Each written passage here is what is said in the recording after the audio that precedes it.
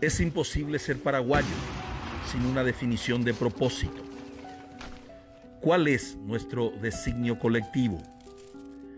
Es imposible ser paraguayo y no hacerse la pregunta ¿cómo no hemos desaparecido en la guerra contra la Triple Alianza? La pregunta es la siguiente: ¿muero por mi patria o muero con mi patria? La reconquista del Chaco ha sido un pacto político-social, militar, económico y financiero de todos los paraguayos. Hemos combatido a dictadores. Tenemos un premio Cervantes hablando una lengua indígena. Conquistamos trofeos deportivos alrededor del mundo. Nuestra imaginación cinematográfica ha ganado premios internacionales. Y hasta hemos podido extraer música de basura reciclada. De todas estas realizaciones nos hemos enorgullecido. Nuestra historia y nuestros valores todavía están con nosotros. Un futuro grandioso acaba de nacer y vos podés ser parte de esta historia.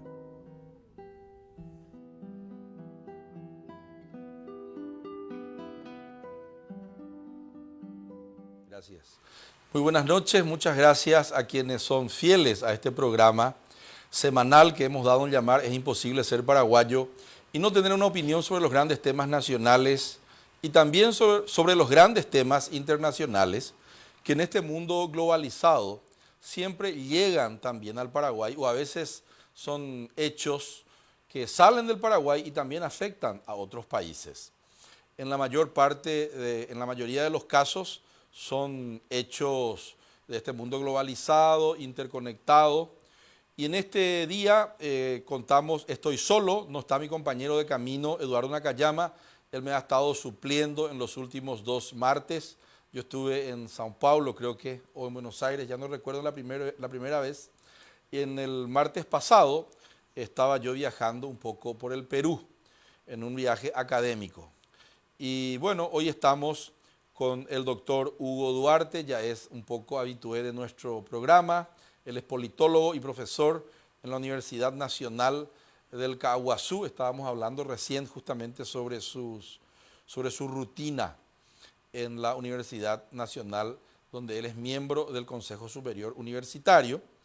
Y hoy vamos a hablar de cómo 30 pesos, que es la suba del pasaje del subterráneo o del metro, como algunos dicen, en los trenes subterráneos en Santiago de Chile, han generado una chispa que ha incendiado prácticamente a la sociedad chilena y también protestas que se dan en Bolivia en estos momentos. Muchas de esas protestas, o la mayoría, tanto en Chile como en Bolivia, violentas, protestas también sociales que ya se habían iniciado en el Ecuador, también en contra de Lenín Moreno, el presidente de la República del Ecuador. Entonces tenemos protestas en Ecuador, protestas chilenas, protestas bolivianas y algunos ministros, inclusive el propio ministro del Interior en Paraguay, Euclides Acevedo, ministro Puajueté, nos dice a través de la prensa, guarda que este tipo de protestas a veces son contagiosas. Entonces yo le traje a alguien que sabe más de lo que yo podría saber o conocer, que es mi compañero y mi amigo Hugo Duarte, para preguntarle, en primer lugar, para darle la bienvenida, y en segundo lugar, ya le tiro la pregunta, vamos a los bifes directamente, si realmente, cuáles son las causas subyacentes a estas protestas, comenzando por Chile. Buenas noches, Hugo. Buenas noches, un placer estar contigo acá, Víctor. De nuevo, Hugo. De nuevo, Sí. compartir, es siempre un privilegio ser invitado Gracias. por ustedes y hacer que me sienta como en casa también, ¿verdad? Estás en tu casa ya. Muchas gracias. Sí, en realidad que nos sorprendió. Nos sorprendió a todos. No esperábamos, Hugo. Nadie esperaba. Todos estábamos, digamos, anclados en el tema de las elecciones en Buenos Aires, en Argentina. Que ahora este domingo. Que ahora este en Uruguay domingo también. y exactamente, había algún tipo de recelo por el tema de Evo Morales, digo Sí. yo, antes de que empiece lo que se inició con Ecuador, ¿verdad? Y de repente nos sorprende el nivel de violencia con el que rápidamente la sociedad ecuatoriana respondió a una decisión política con impacto económico sobre todo en las etnias indígenas más alejadas. Estamos hablando de Ecuador. De Ecuador. Está comenzando de arriba hacia Sí, abajo. de arriba. Sí, olvidé Perú. Perú también. No hubo la violencia, pero hay MTT. Pero hay MTT y todavía está, digamos, contenido. Expectativa de turbulencia. Sí. Hubo también allí soy el presidente, ya no sos más, soy otra vez el presidente. Así mismo es, bueno. Entonces vamos a repetir. Ecuador. Un análisis. Ecuador, Perú, Chile, Bolivia. Bolivia. O uñas del lado. O uñas del lado. Bueno. Lo que pasó en Ecuador es una cuestión que después investigando, tratando de entender un poco por qué una sociedad que aparentemente estaba, digamos, en una cierta calma, con un pacto social en marcha, Sí. ¿verdad? Con una economía ciertamente con problemas, pero parecía que buscando salir del apuro, de repente tiene este tipo de explosiones sociales que ya no eran comunes en Latinoamérica. No. ¿Verdad? Parecían pasadas. Parecía un déjà vu. Volvíamos otra vez al pasado, a los años 80, los años 70, 80, cuando el neoliberalismo causó estragos en muchos lugares. Señor. Entonces, pero volvimos y investigando, hay un antiguo pacto que tiene más de 30 años, creo que en Ecuador, que es un pacto social que se hace con todos los sectores indígenas y populares, en el sentido de establecer un subsidio al consumo del combustible para toda la sociedad, que era y tenía una vigencia de más de 30 años. Y ese subsidio es el que tocó Lenín Moreno en un convenio firmado, en un acuerdo firmado con el Fondo Monetario Internacional para acceder a un crédito stand-by también, para tratar de financiar un poco los gastos del Estado que estaban con algún problema debido a su descalce financiero. Entonces, una de esas condiciones del FMI fue, eso hay que eliminar, ¿verdad? No hay ni un subsidio a la economía, que la economía busque su camino, ¿verdad? Perfecto. Receta neoliberal. Y por supuesto, Lenín Moreno tuvo que tomar la decisión de trasladar la presidencia de la República de Quito a Guayaquil al tercer día, porque él sabía perfectamente a lo que se estaba exponiendo y sabía perfectamente que no podía sostener desde Quito durante mucho tiempo la posición. Entonces fue a Guayaquil, que es una ciudad un poco más benevolente con su proyecto político, y aún así estuvo cercado mucho tiempo, ¿verdad? Hasta que al final tuvo que bajarse de su posición rígida cuando dijo, más de 2 veces dijo a la prensa que no iba a dar marcha atrás con el tema del subsidio. Tuvo que bajarse, tuvo que rever la posición, anuló el decreto y quedó en foja cero.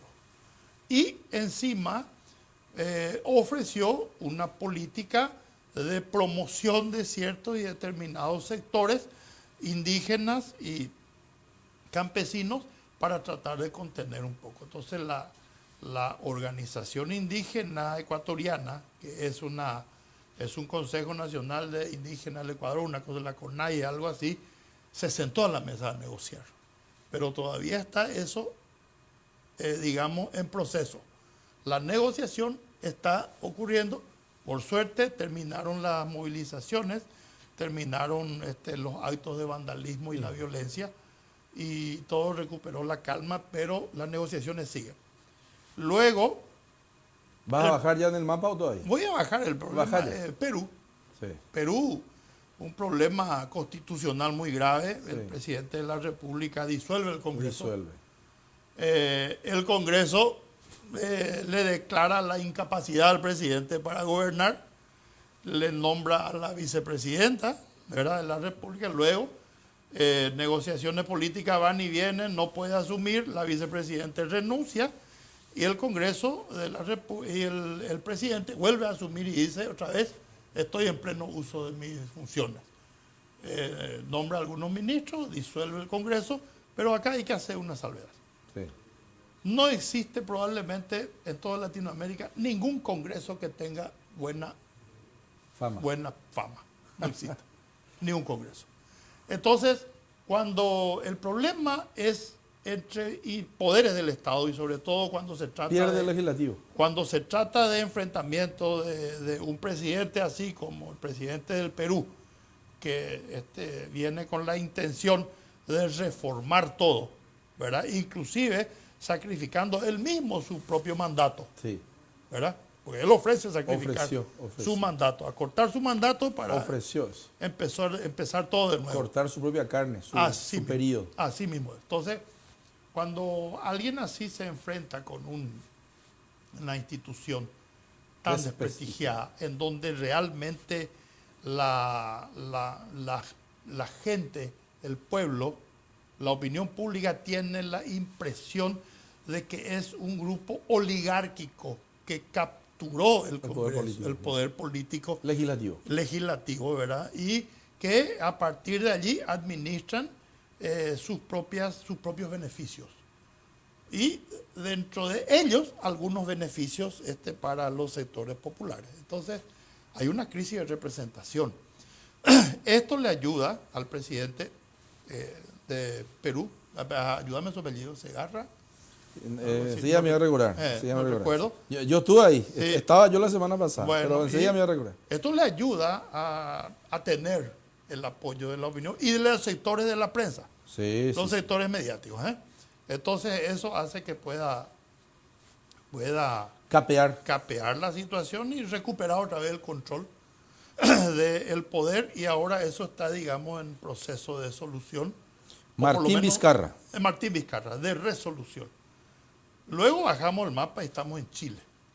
Chile, los tres países andinos. Ejemplo de estabilidad hasta hace un tiempo. Sí. Crecimiento. Correcto. Chile, una aparente rebeldía juvenil universitaria por el aumento del precio del pasaje. 30 centavos creo que subió. 30 pesos. 30 pesos. Una miseria. Es una miseria en el contexto, ¿verdad? De todo. Pero y hurgando un poco más en el proceso, encontramos indicadores que pueden mostrarnos por qué eso fue la gota que colmó el vaso. ¿Eso en Chile? En Chile. Vos sabés que en Chile el pasaje, el impacto del pasaje significa o impacta en el 30% del ingreso de la clase media baja. O sea, 3 de cada 10 pesos que gana un chileno. Movilidad. Un tercio. Mucho es. Sumarle a eso el alto costo de la educación, el problema que hay para entrar a niveles importantes o niveles que permitan la movilidad social ascendente, y el costo altísimo de la protección de la salud y de la AFP. Que son las jubilaciones. Está todo privatizado ya. Sumarle a eso, y eso es un pacto social de 30 años de vigencia que se ha ido erosionando con el tiempo. La AFP, empecemos por la cuestión de las jubilaciones. Las jubilaciones en Chile empezaron con un discurso de que ese sistema iba a garantizar que el 70%, mínimo, era el 70% del salario lo que iba a cobrar el aportante, el cotizante, como le llaman. Porque allá es por capitalización individual. No es por reparto como exactamente. Es de reparto. Como mínimo el 70%, porque ese dinero iba a ser invertido, iba a tener algún retorno. ¿Y falló ese modelo? Falló ese modelo, evidentemente, porque hoy en día los números nos dicen que el 80% de los jubilados del sistema AFJP, el 80% gana menos que el salario mínimo. Ah, bueno. el 80%. De los que van jubilándose. De los que van jubilándose. Ganan menos que el salario mínimo, sin posibilidad de que eso se toque, ¿verdad? Entonces estaba latente eso. Estaba ahí, se suma todo. Por eso se entiende que hubo cacerolazos en la clase media. No, los ricos están protestando, dice ya acá. Personas de mucha edad, y hubo una serie de cosas que sorprendieron a todo el mundo. A ellos mismos. La esposa de Piñera hoy dice, y me sorprende, dice, y bueno, entonces tendremos que desprendernos de algunos privilegios, dice. Así es. Ella misma, la primera dama. Sí, y eso es sorprendente. Y eso se filtra. Se filtró. Otra de las causas, digamos, que se puede sumar a esto es el sistema de salud. Sí, la revolución de los pingüinos, ¿te acuerdas de esa famosa revolución de los estudiantes universitarios? Ah, recuerdo. Esa revolución que se llamó la revolución de los pingüinos porque todos caminaban a una hora exacta, caminaban todos por las calles de Santiago. Se le llama la revolución de los pingüinos. Esa revolución que logró como corolario del proceso de negociación hacer que el 60% de la demanda de educación universitaria sea cubierta por el Estado. Pero el problema está acá. El problema es que hay unos filtros para acceder a ese. Y esos filtros solamente pueden ser, digamos, saltados por personas que vienen de un nivel de educación inicial más importante, que es muy caro. Porque la educación pública chilena está teniendo serios problemas de eficiencia. La pública. La pública, la que le prepara para la universidad a los chicos. Igual que la nuestra. Igual que la nuestra, ¿verdad? La nuestra es peor. Es un problema de Latinoamérica, ¿verdad? Entonces, ese problema genera que haya una gran cantidad de chicos que han terminado sus estudios, que están varados en la mitad de los estudios universitarios, que no tienen un trabajo, no pueden ascender socialmente porque no tienen capacitación, no tienen posibilidad de... ¿Y esos son? Y esos son los que hoy están protestando, ¿verdad? Es una clase media que ve truncada. Sí, por lo que estoy viendo, interesantísimo tu análisis, Hugo. En Perú es una cosa... Institucional. Sí. En Ecuador le saqué el subsidio, quise impulsar una medida neoliberal sacando un subsidio a la movilidad, al diésel. Exactamente. En Perú fue institucional. Sí. En Chile es social. Es social. Puramente social. Puramente social. ¿Y en Bolivia político? En Bolivia es una cuestión política que estaba dentro de los presupuestos que podía ocurrir. Sí. ¿Por qué? Porque Evo embareté. Porque Evo venía con una apuesta muy riesgosa. Mesa sacó un alto porcentaje de votos. Mesa sacó 37. Yo creo que Mesa no es realmente una figura política de quilates para competir con Evo, pero el voto anti-Evo es mucho. Claro, es que por tres cosas nomás se vota, ¿vos sabías? Sí. Se vota anti, se vota la esperanza. Y así es. Y el tercero ya me olvidé ya. ¿Cuál era? El tercero es la comodidad. Miedo. Ahí, ¿viste? Mira cómo conocen allá a mí. Bueno, me escuchaban muchas veces ustedes. Pero más bien dice que es miedo. El tercero yo creo que es la comodidad. La gente que tiene miedo de perder ese estatus que tiene. Por eso vota. ¿Verdad? Entonces, vamos a repetir. Un problema que estaba dentro de los presupuestos bolivianos. Sí, yo sé. El bareté de Evo. Sí. De hecho, él ya venía luego violando la Constitución. Él ya venía atropellando. Este cuarto intento ya venía él atropellando de una manera muy arriesgada la Constitución. Y ya no le gusta a la gente. Inclusive, digamos, esa sentencia que él consigue de que es un derecho humano, que él pueda ser reelecto, es muy endeble en su aplicación, veramos. Ya que estamos, te quiero aprovechar, vamos a bajar más al sur en el mapa. Vamos a hablar un poquito de Argentina, Uruguay y Brasil, donde yo enseño, y yo ya voy a comenzar con Brasil, te tiro la pelota frente al arco para ver qué la jugás. En Brasil, Bolsonaro tiene a su partido en contra.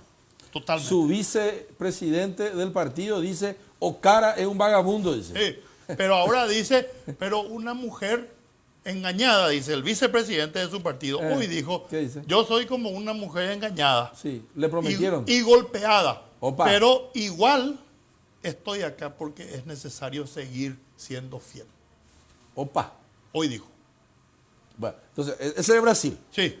Uruguay, ¿me vas a comentar? En una analogía muy Muy buena. Pero muy Claro, desubicada. pero nos da Pero una muy idea. buena para él. Para nosotros Para también. la cultura. Sí. Sí. Uruguay, Herrera creo que está pisándole los talones. En No la calle Pou. La calle. La calle Pou. Que es nieto del otro. Nieto del otro. Sí, creo que nieto Lacalle, de bueno.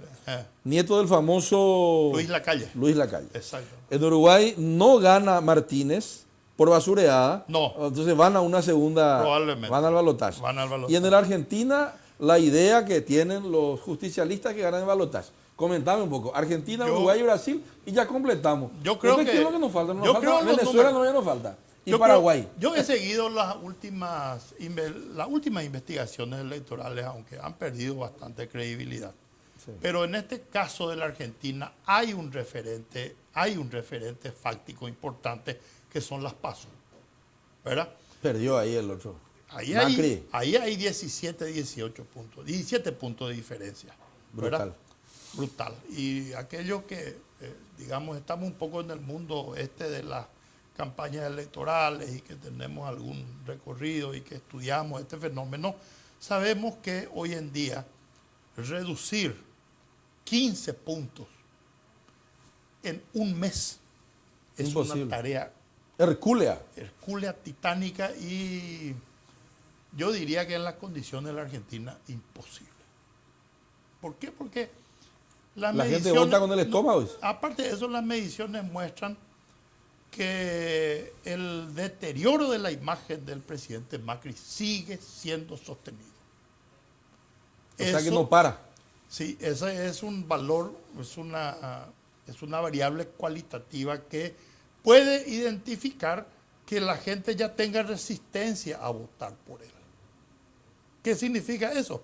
O que le va a votar a su rival o que no se va a ir a votar.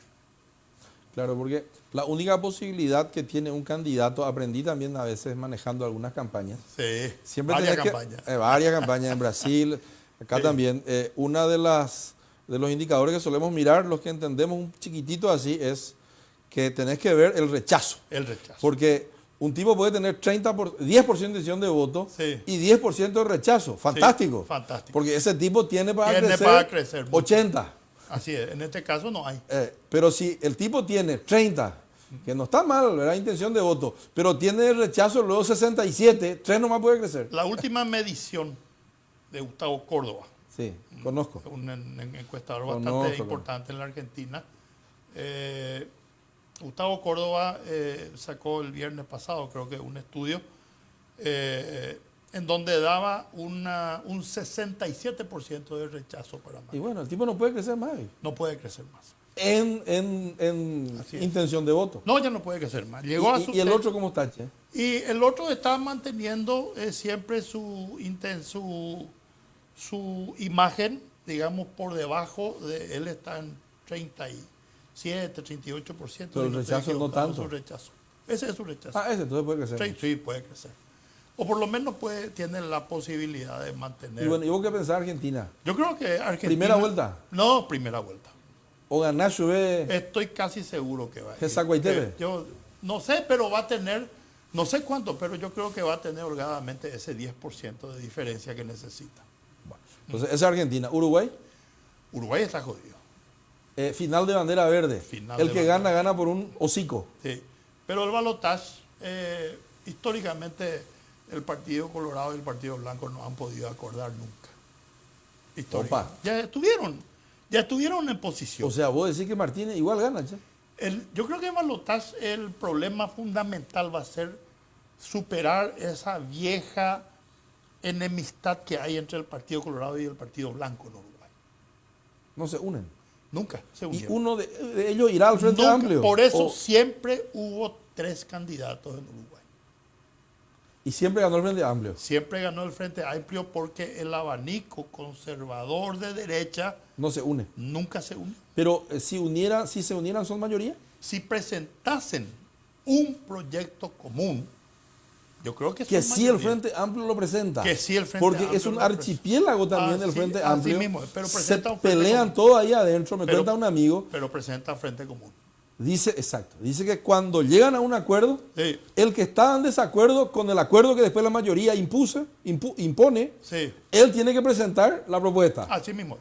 El disidente. Tiene una disciplina de un- izquierda. Hay un protocolo Hay un protocolo. que ellos manejan hace un tiempo, que es el protocolo que les permite No, continuar es como en la el izquierda paraguaya. No. Cada uno de figuretti. No. La ¿Eh? izquierda, yo siempre me pregunto si No es existe. mala la izquierda paraguaya, pero demasiado figuretti nomás. hay. Yo no sé si en realidad existe la izquierda por acá. Bueno, entonces lo que me digas ya eso. Yo no sé si ¿Es un existe. archipiélago también? ¿A cuál de ellos le vamos a llamar izquierda? Le vamos a llamar al partido de mi amigo Camilo Suárez. Le vamos a, Ya se abrió ya en dos lugares. ya se abrió. Le vamos a llamar al PRF. al PRF. El PRF, hoy uno de sus principales referentes en los años 80 es ministro del Interior de un gobierno colorado, Euclides.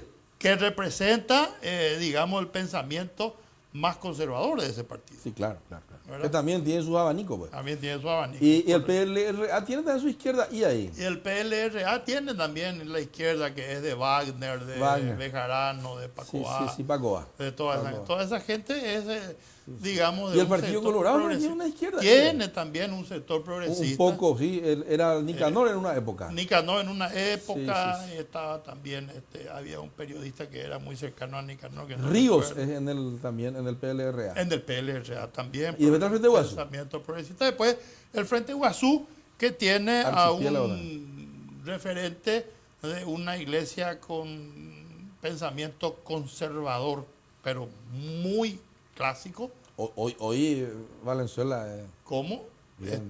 digamos, como referente principal. como referente. Bueno, pero entramos en Paraguay sin querer queriendo. No, Vamos a la Argentina. otra vamos a vez. Argentina, ¿cómo no?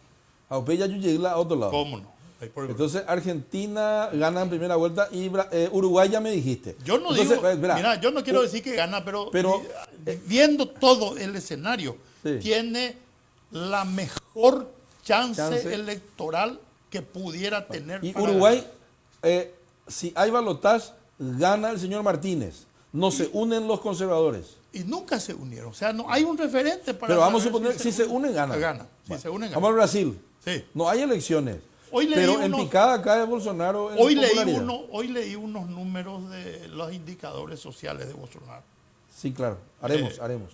Son unos números que hablan de una caída Indicadores sociales cuando hablas. y económicos. Bueno, ok. Indicadores sociales y económicos. No son mediciones de popularidad No, social. no, son mediciones de calidad de vida. De calidad de vida. Por ejemplo, estoy viendo que ha subido un 20% con relación a la última medición de hace un año, la cantidad de gente que está trabajando de manera Informal. y que hay un aumento del 10% de gente que ya no busca trabajo, ya dejó de buscar trabajo, 10%. También veo que hay un pequeño aumento otra vez de que se vuelve ya una tendencia de los niveles de pobreza En Brasil. en Brasil. Y la clase media empieza a sentir el rigor del problema económico con su poder adquisitivo. Bueno, yo quisiera entonces seguir con Brasil a vuelta de un corte que vamos a hacer ahora y después entrar en Paraguay. Y de coteto tenemos que tocar Venezuela, y ya, Venezuela, Colombia, y ya terminamos América del Sur. No está mal nuestro análisis. No. Prácticamente un análisis geopolítico, sí, sí. de las geoestrategias, si se puede decir así, de cada uno de los países. Más que geoestrategias, estamos hablando en realidad de las estrategias internas y de las luchas de poder y de lo que se está dando en cada uno de esos países a nivel social, a nivel político y en la dimensión también económica. Entonces vamos a un corte, no hagan zapping, porque de aquí a poco vuelve Hugo, nuestro profesor, a explicarnos Brasil. Vamos a entrar en Paraguay, que también impresionante lo que está pasando. Vamos a ver después cómo viene el 2020. Estamos con 2,3 de déficit fiscal, por encima de lo que dice la ley. Vamos a caer 1%. O sea que hay muchas novedades que vamos a analizar a la vuelta del corte.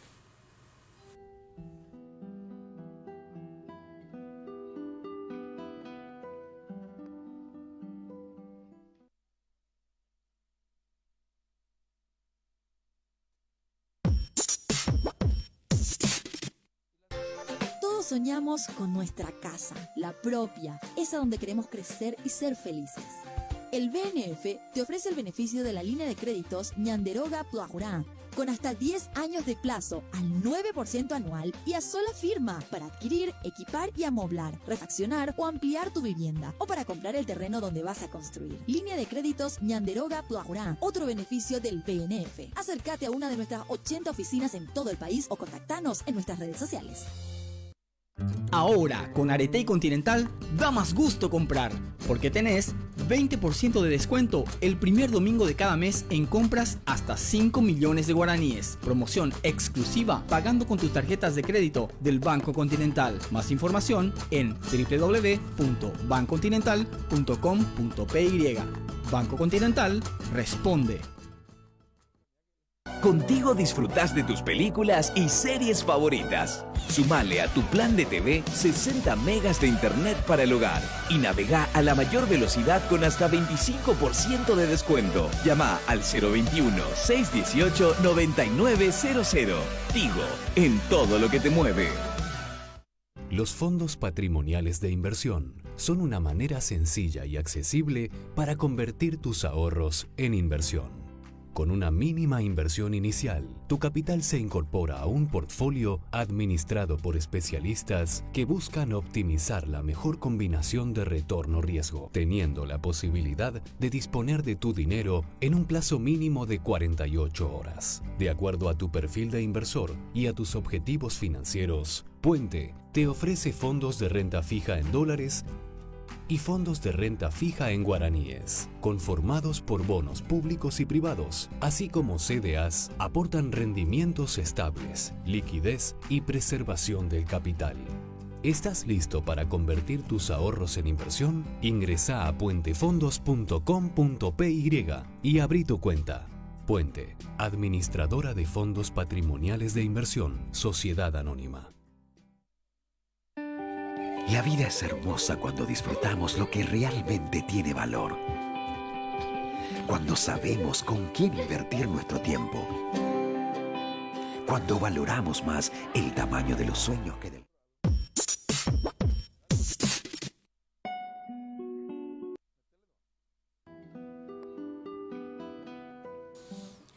Bueno, gracias por seguir con nosotros.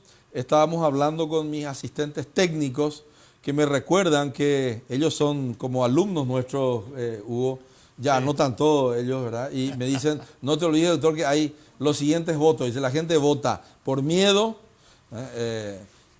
era ya que lleguita Ocape, del Lino Oviedo, si no me votas a mí serás asaltado, Trump, yo te voy a proteger, Bolsonaro, podés usar tu arma para defenderte de los bandidos, voto miedo.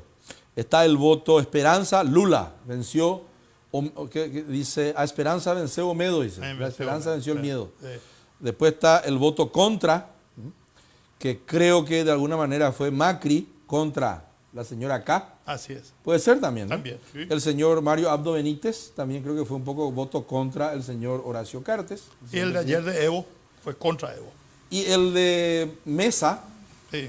vos acabas de decir, Mesa no es el líder, No. pero tuvo casi 40 puntos porcentuales. Sí. Y el voto contra Evo. Y ellos me recuerdan el voto churro, dice. Y le pregunto yo, ¿qué es lo que es el voto churro? Le digo acá a mis alumnos allá y me dice, el voto Macron, el voto Santi Peña, el voto Marito. Sí. O sea, vos y yo no entramos en ese voto. Es una categoría completamente paraguaya. Completamente paraguaya, el voto churro. Así es. Yo 3 nomás tenía y ya los muchachos me suman. Entonces, esa es una categoría adicional. Correcto. Estábamos hablando de Brasil y vos me decías, profesor Hugo, que en Brasil vos ves que, dirían en portugués, está despencando. Tengo un ruido exagerado acá, voy a sacar un ruido. Está despencando, se dice en portugués, está cayendo la popularidad del señor Bolsonaro y hay síntomas en los indicadores económicos de que crece el desempleo, el subempleo, la gente ya no busca trabajo, ese desempleo friccional, dicen los economistas, que es entre salir de un laburo y entrar en otro, pero Así siempre es. estás buscando, ese no es malo, No. porque probablemente el tipo está buscando movilidad social, movilidad laboral, se va de un laburo donde gana menos a un laburo donde gana más. Es mejor que antes, que tenía uno solo y no tenía otra opción. Perfecto. ¿Verdad? Sí, muy bueno eso. Así Pero en Brasil ya se desilusionan. Yo hace poco estuve en San Pablo y me dicen mis hijos, en realidad una hija mía que vive allá, me dice 2 millones de personas en la calle. Ya, San Pablo y Nacerá. Sí. 2 millones de personas Sí, así es. duermen a la intemperie. Es muchísimo. Así Estuve es. en San Pablo hace un mes por ahí. Y eso es Bolsonaro. Por otro lado, yo creo que era de esperar la flexibilización de las políticas públicas en el mercado del trabajo están haciendo que la gente eche también gente. Claro. Eso está Por pasando en supuesto. Brasil. ¿Por qué? Sí. Yo tengo... Eso cae el yo consumo. tengo una idea, porque cae el consumo, Sí.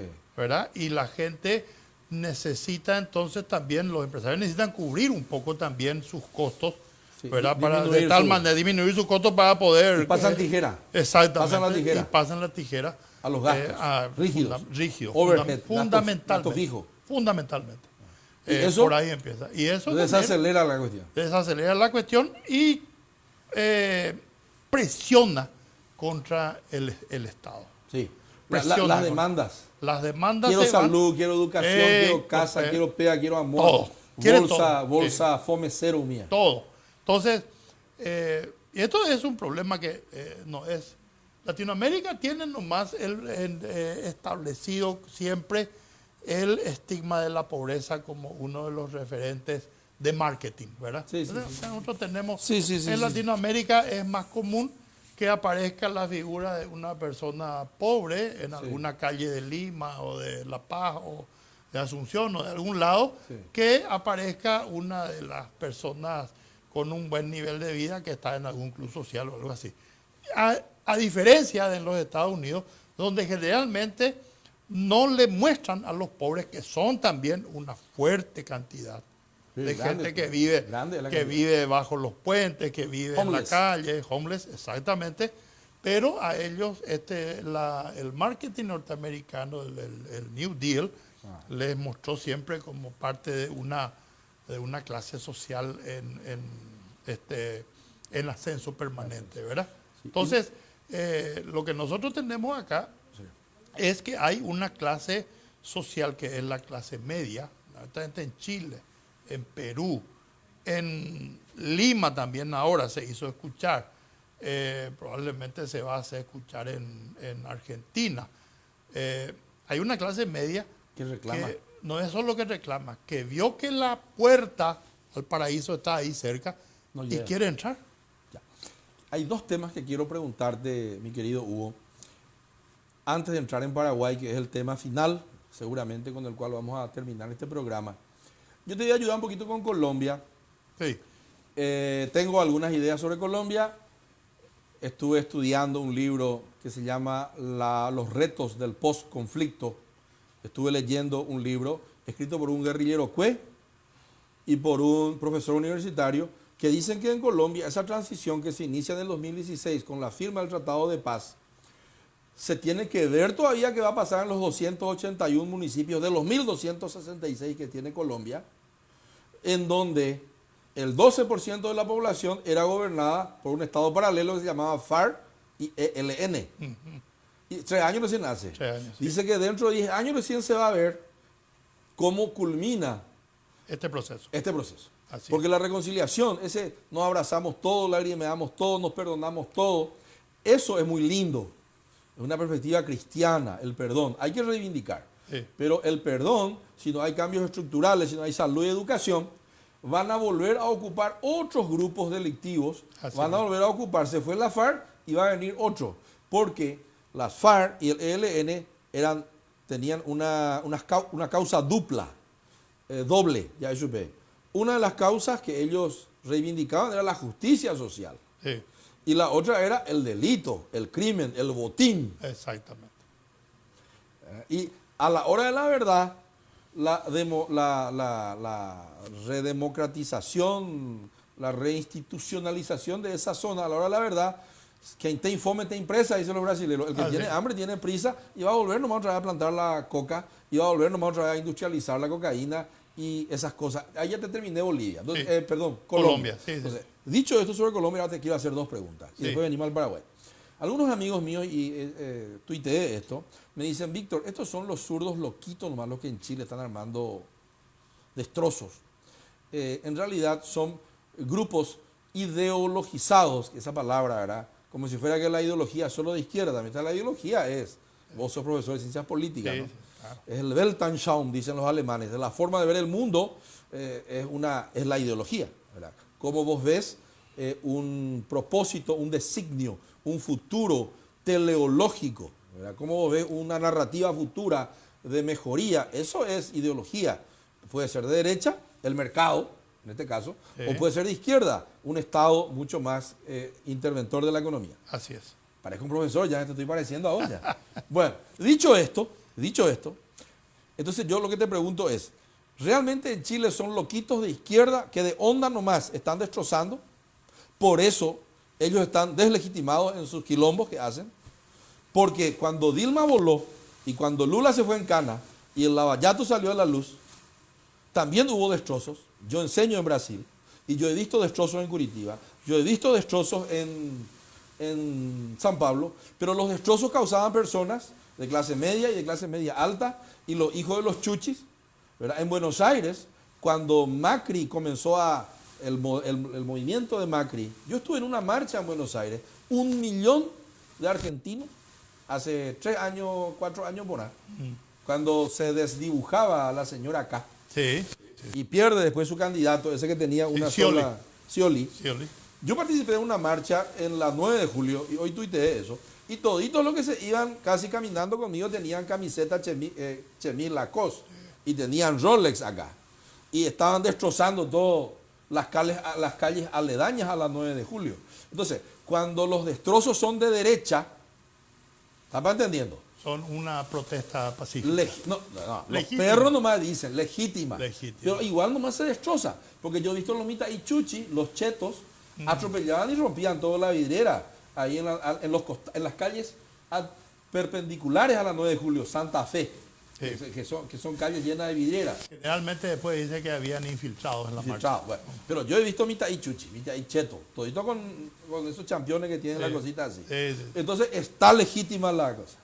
Sí. Entonces, voló Cristina, voló Dilma, se fue en cana Lula, igual nomás hubo destrozos. Así es. Yo lo que creo es que las protestas sociales son protestas sociales, no debe haber destrozos, pero son legítimas, sean Fabri Oferta o sea Lacoste. ¿Entendiste lo que te dije?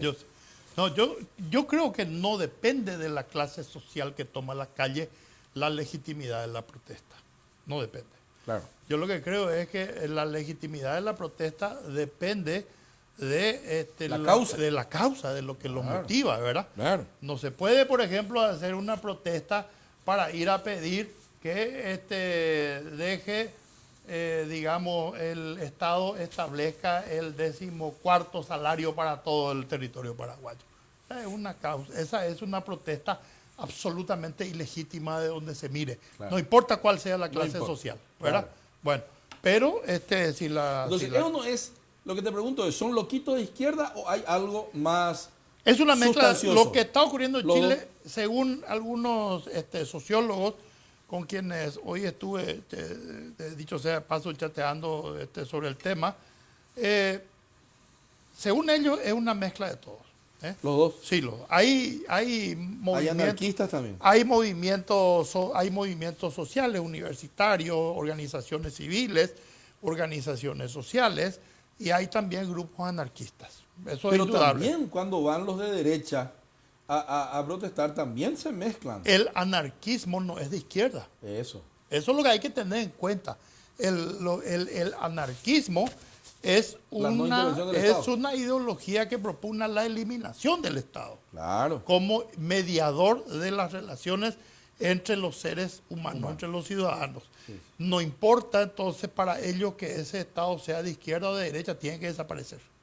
Ese es el anarquista, como bien lo había descrito Prokotkin, Sí. que es el príncipe ruso que es el conde ruso, sí. que es el articulador y vertebrador de la teoría del anarquismo, ¿verdad? Ahora, No, mira que tengo otra pregunta, Ana. Termina. Sí. La otra es, ¿qué está pasando? Te voy a tirar porque me iba a olvidar. Pues. Sí, Yo sí. no tengo mi copiatín hoy. La otra pregunta es, no te olvides que tenés que terminar primero este análisis. sí. Pero ya te hago la otra pregunta antes que me olvide. Vuelve la izquierda, esa es la pregunta, porque en la Argentina dicen, vuelve la izquierda, fracasó el conservadurismo. Pero seguí terminándomelo. No, yo lo que, para terminar y culminar, hoy es difícil encasillar estos problemas, estas explosiones sociales que hay.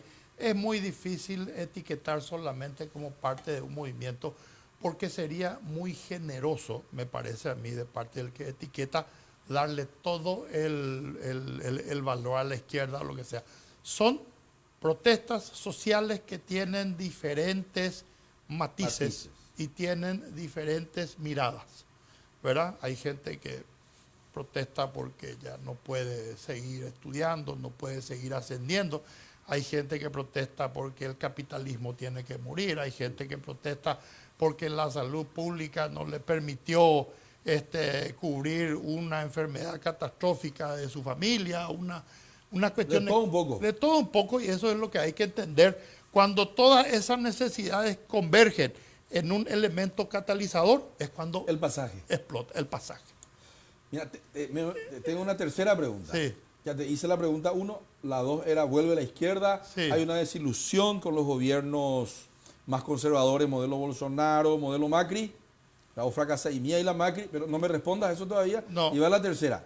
Algunos dicen que las reformas de políticas públicas también tienen que ir teniendo versión 2.0, 3.0, 4.0, así como estos bichos que tienen una versión, siempre es una versión beta, mejorable. Sí, así es. Entonces dicen que las reformas de políticas públicas que nos han dado una disminución de la pobreza, aquí en Paraguay inclusive, en la Argentina, en el Uruguay, en el Brasil, en Chile, etcétera, son reformas de primera generación, dice. Sí. Y Así el es. ser humano, que es siempre insaciable, dice, bueno, ahora quiero más. Sí, así es. Dejo de ser pobre Sí. por la línea de pobreza, medido por el ingreso. Pero, Pero- pero ya quiero comprar ropa de marca y no comprar ropa de segunda mano. Exactamente. ¿Verdad? Además, ¿Por qué? Porque hay una característica de la que nos estamos olvidando. ¿cuál es? Toda la franja social de todos los países latinoamericanos que responden a esa franja de entre 18 y 30 años son consumistas. Sí, porque aunque vivan en el campo, tienen una cultura urbana. Así es. Y Porque cuando, este bicho les llevó a la así cultura me- y urbana. cuando el consumo empieza a ser un problema, ellos lo sienten como una disminución de su capacidad social, El derecho al consumo. el derecho al consumo. No solamente el derecho a la salud. Y hay mucha gente que no entiende también eso, que el consumo hoy es casi es un derecho que está a la par de los otros. Yo tengo que poder acceder a una vivienda, tengo que poder acceder a un auto. ¿Por qué no voy a poder acceder si yo laburo? No, yo pero vivienda, salud, educación es de primera generación. Sí.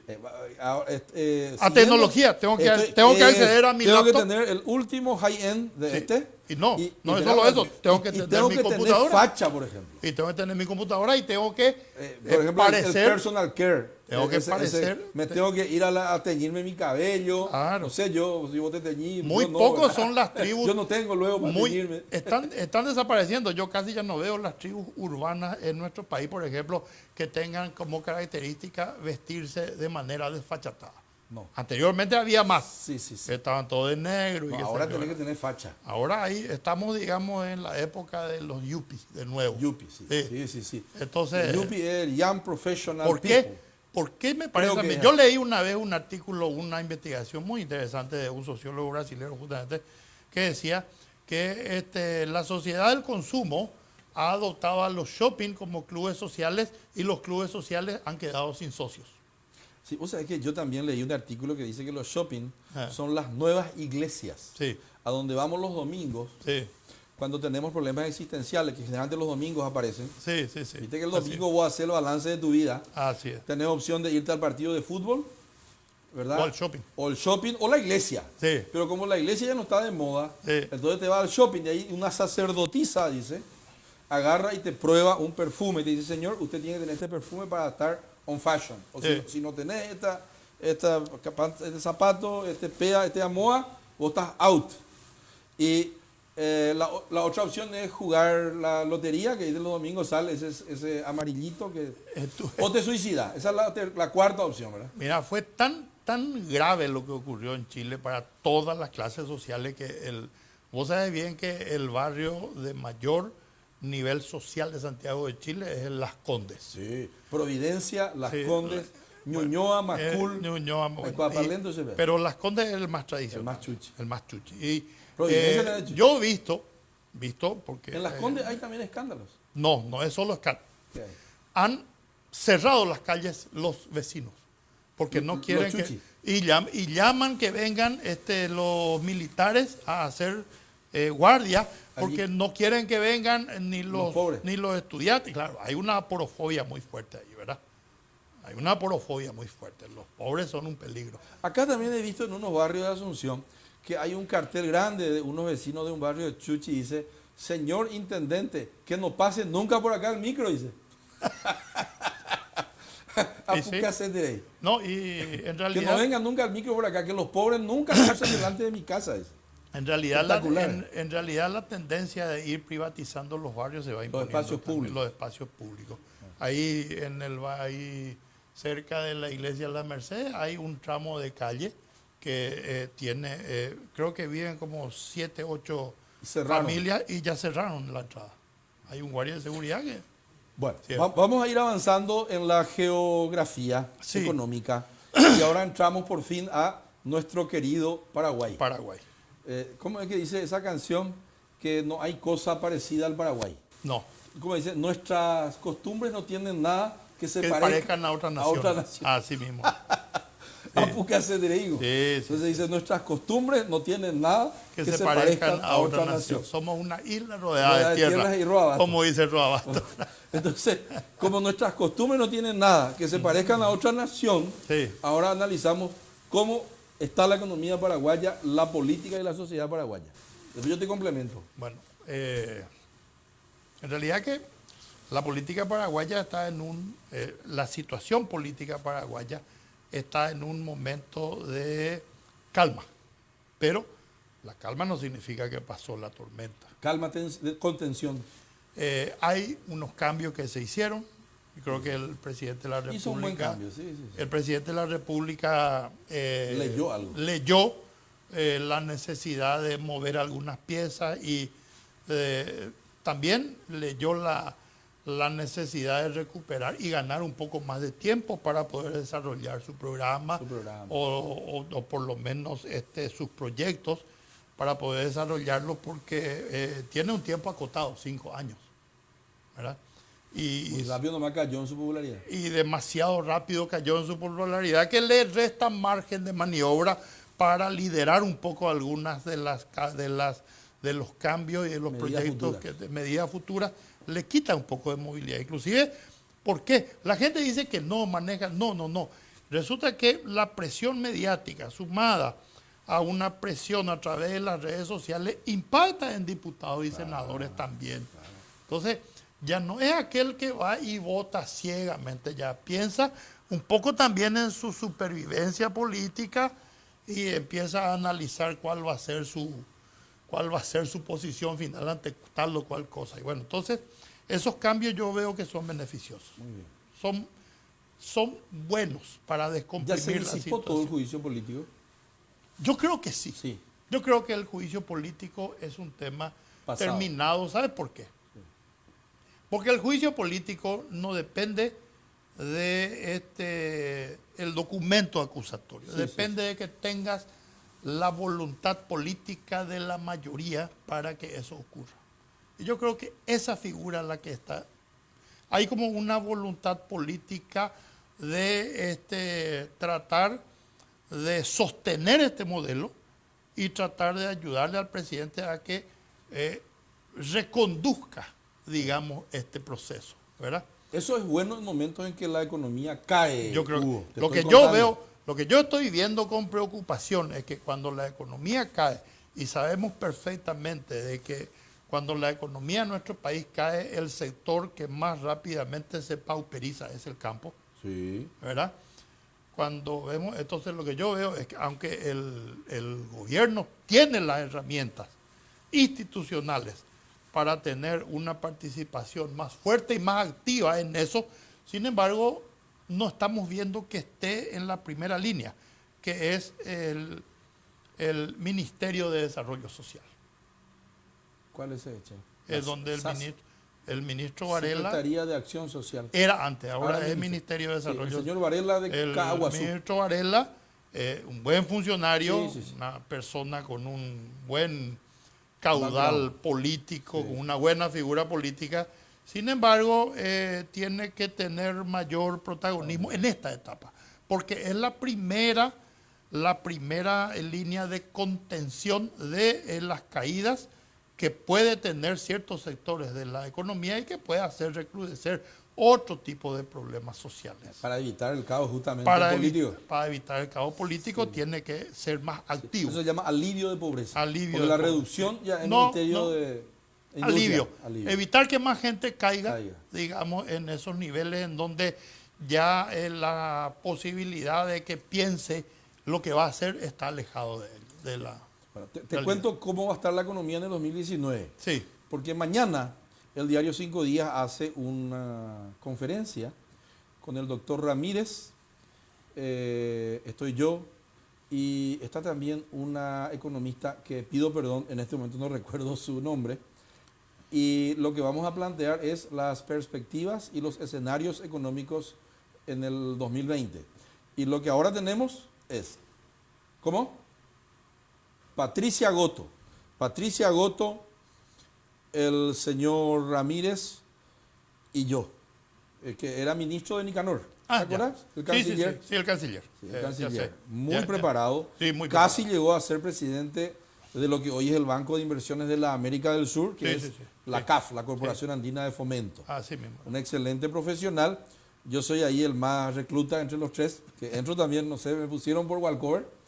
Y vamos a hablar de la economía. Yo voy a hablar por lo menos de lo que es la enfermedad holandesa, que es la alta dependencia de los recursos naturales que tiene el Paraguay. Y cae por eso en este año en 1%. La economía ya cayó 2% en el primer semestre. Está recesiva ya la economía. Es recesión según el Sí. propio ministro, el señor Benigno, Así es. aceptó. 2,3 el déficit fiscal, imposible con los políticos. O gasta y te dije. Ahora mismo, desesperado está el señor presidente de la República y el señor ministro, el señor Benigno, porque los pedidos le puentean todos los muchachos y se van a pedir más gastos rígidos en el legislativo. En el legislativo. Sí.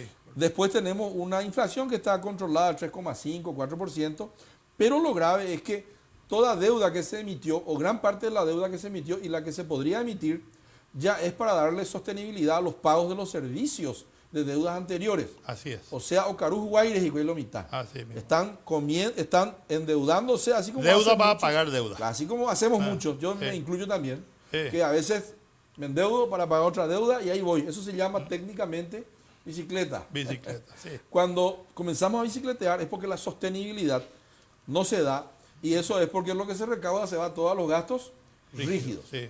Bueno, y esa es la economía paraguaya en este momento, mi querido Hugo.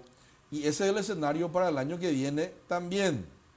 Estamos rezando para que llueva. Muchos de nosotros tenemos la costumbre, entre Sí. ellos yo, Sí. ¿verdad? Me incluyo, de analizar un poco la cuestión del alto impacto que tiene el Estado como el gran patrón Sí. de esta sociedad. Pero por otro lado también Dale. hay un déficit de la actividad privada para poder ofrecer alternativas, También.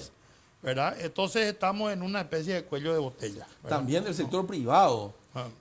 no es muy emprendedor todavía en Paraguay. Sí. Las empresas no tienen los músculos de las empresas que tienen la gobernanza corporativa en otros países. Todos son empresas familiares en su mayoría. El primo nomás es el síndico y Así el es. yerno nomás es el gerente. Así mismo. ¿Verdad? Trabajan los muchachos así, todos medio entre familias nomás. Sí. Y no hay un inversor internacional, no hay un George Soros, No. ni un fondo pinco de inversión extranjero, ni un private equity extranjero. Estos temas están canoa, pero mira, me tengo un poquitito. A lo mejor me está viendo. Nadie va a invertir en una empresa que no tiene un directorio, que no tiene un consejo de familia, que no tiene un gerente profesional y donde se divorcie la propiedad de la gestión. Acá mezclamos todo, ¿verdad? Así mismo. Vos te vas a endeudar en el banco y te compras para tu coche en vez de comprar un camión para distribuir más mercadería. Correcto, así es. Ese es también un problema y te doy la razón. El empresariado paraguayo, en su mayoría, empresas privadas, tiene que también ganar volumen corporativo. Y bueno, tu despedida, mi despedida y para el año del programa. Bueno, yo aprovecho la oportunidad para volver a agradecerte otra vez por este espacio. Al contrario. A 5 días, una organización con mucho músculo últimamente. Y nosotros procuramos tener músculo corporativo. Entonces, y hacer votos porque no llegue la crisis. No llegue la crisis acá. Creo que acá no hay mayormente. Hoy el presidente de la República retiró felizmente el proyecto de ley de la cuestión de extender un poco la cuestión de la media de ingresos para calcular la jubilación. Sí. O sea, esperemos que se dé cuenta que el ambiente no está para forzar demasiado la cuestión social, no está para los bollos. Esperemos mejor tiempo y vamos a tratar de legislar un poco para contener ahora lo que va a ser una caída evidente en el nivel de vida de un sector, porque la economía es lo que nos dice que va a ocurrir. Entonces yo creo que acá esto es lo que se necesita. Estamos bastante blindados en ese sentido. El Paraguay, creo que sí. La sociedad paraguaya, el pueblo paraguayo no depende tanto, por suerte, de cuestiones de subsidio del Estado y una serie de cosas como para producir un grave deterioro de la relación. Entonces por ese lado estamos bien. Ahora, lo que yo creo que sí tenemos que llamar a la reflexión es a algunas instituciones que tienen muy sobrepoblado su plantel de personal. Que nos pidan más plata. Que no solo que nos pidan más, sino que racionalice un poco más la cuestión de el sostenimiento de sus recursos humanos. ¿Verdad? Eso es lo que yo creo que tenemos que hacer. Perfecto. Y por mi parte, antes de retirarnos, eso es por el lado de los gastos. También hay que ver la posibilidad de que el Estado recaude más por el lado de los ingresos. Eso supone una disminución de la cultura evasora por parte de nosotros, los particulares, las empresas, los empresarios, y una mejoría notable de la calidad de los controles cruzados, por ejemplo, controles algorítmicos que podrían hacer hoy muchos órganos del Estado, como ser el Banco Central, el Ministerio de Hacienda, la Subsecretaría de Tributación, el Banco Central, Aduana y IPS. Si se pudiera cruzar los ERPs, los sistemas informáticos, con inteligencia artificial, no hace falta ni que haya fiscales humanos, porque los fiscales humanos se pueden corromper. Entonces, si se pudiera, por excepción, encontrar quiénes son los que están evadiendo, se podría mejorar notablemente el grado de recaudación del Estado y volver a lo que debe ser un déficit fiscal controlado, macroeconómicamente sólido, que le dé a los fundamentos de la economía paraguaya, como ya le dio durante mucho tiempo, credibilidad nacional, credibilidad internacional, credibilidad para los actores económicos. Entonces, muy buenas noches por el día de hoy y nos encontramos en la próxima semana. Espero que ya esté aquí Eduardo Nakayama a la misma hora por el mismo canal. Muy buenas noches.